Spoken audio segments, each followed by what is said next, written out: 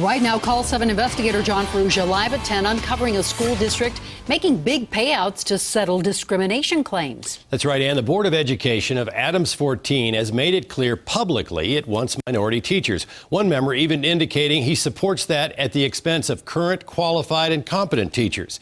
Well, our investigation found the district has paid out almost $1.5 million in the past 3 years to settle various claims. And now there's yet another claim of discrimination.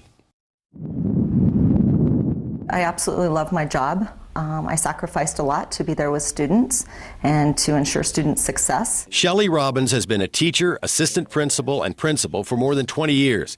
And she was appointed interim principal of Adams City High School for a year while there was a search to fill the permanent position. I definitely worked really, really hard.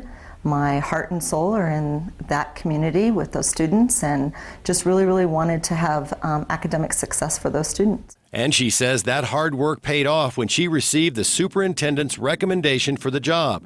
But the Board of Education abruptly gave the job to another candidate. Robbins has now filed a discrimination complaint against the district. It was absolutely devastating. I know I was the most qualified person for the position. I had been selected by students, staff, and community as the top candidate for the position. I feel that the board wanted a male in the position, and so they put a male in that position. A minority male? Yes. But you can't bring somebody in from Cherry Creek to try to tell these kids how life is. Because they don't, number one, they don't know how life is. Our investigation has found Robbins apparently has justification for her complaint, as members of the Adams 14 Board of Education have made it clear in public meetings that, in their visits to schools, they agree with administrators who want to replace qualified teachers with minorities. And it's a school of diversity.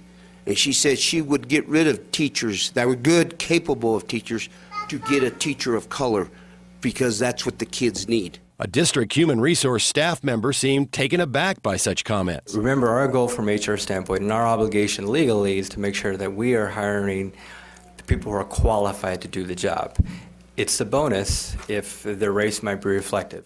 I think we have to open up our eyes and see what our population is and see what our culture is, and not try to mold them into something that we really can't.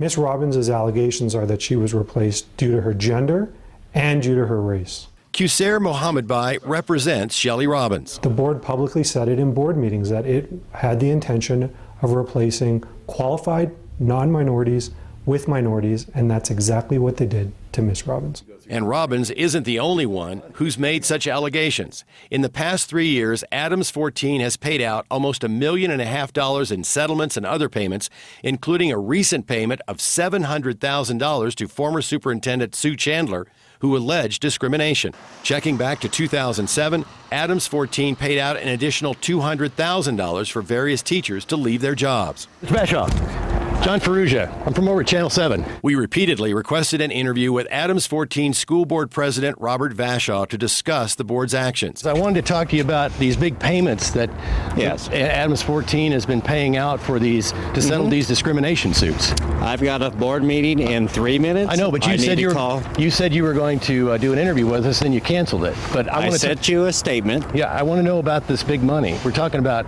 a lot of money taxpayers are paying out, about $1.5 million in the last 3 years. Okay, John, I'm going to shake your hand, and I'm going to go attend my school board meeting. For a small school district tight on money, another settlement only takes more cash away from students and teachers in the classroom, and certainly can't help with staff morale. They had seen the growth that I had made in the school in 1 year's time, and were very angry when I was not put in that position. What about Shelley Robbins?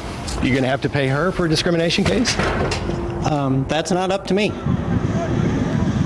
I feel really, really bad for students having a change in leadership and teachers and staff, and that they are getting hurt in their success in that process. In a statement, Vashaw tried to dismiss the issue, claiming, quote, the settlement expenses were considered to be a necessary cost of doing business in pursuing the goals of the Board of Education. Now, even more taxpayer money could go out the door if the district is forced to settle the current case of Shelley Robbins. I'm John Ferrugia, 7 News.